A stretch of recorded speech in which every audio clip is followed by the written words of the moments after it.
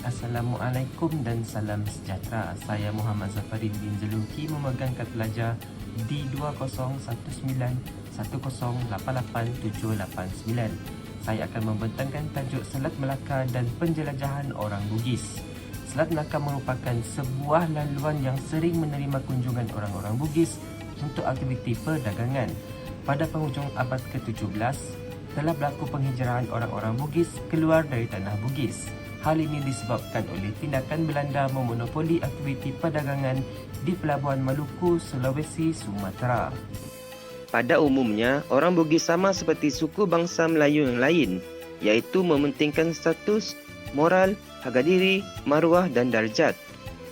Antara sebab dan matlamat mereka berpasompe adalah untuk mempertingkatkan status sosial serta ekonomi diri dan keluarga mereka. Berbekalkan matlamat inilah pedagang Bugis telah menjadi pedagang yang disegani serta dipandang tinggi di Nusantara.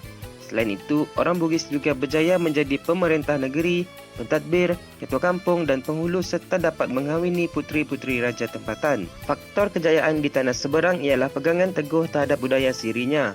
Siri adalah konsep dalam budaya orang Bugis berkaitan idea dan falsafah tentang kekuatan jati diri dan unsur malu. Pedagang Bugis untuk muncul sebagai bangsa yang berhemah tinggi harus tekun dan tahan menghadapi dugaan dalam hidup.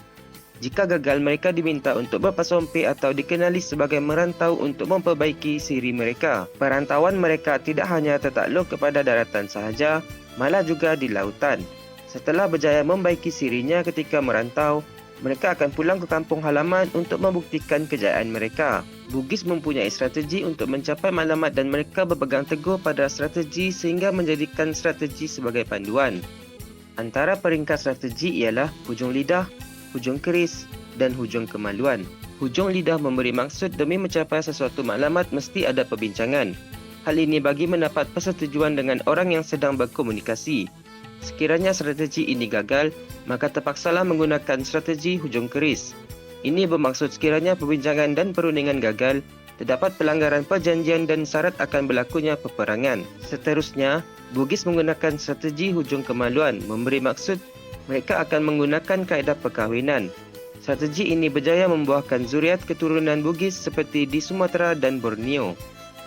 Sebagai kesimpulannya, Selat Melaka dan penjelajahan orang Bugis adalah sejarah yang amat penting di Nusantara, Amnya dan Malaysia khususnya.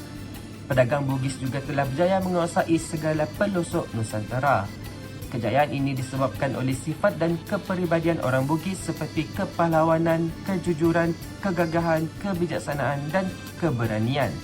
Tuntasnya, semua itu menjadikan ikatan antara dua pihak. Serumpun ini begitu erat umpama tali tersimpul mati.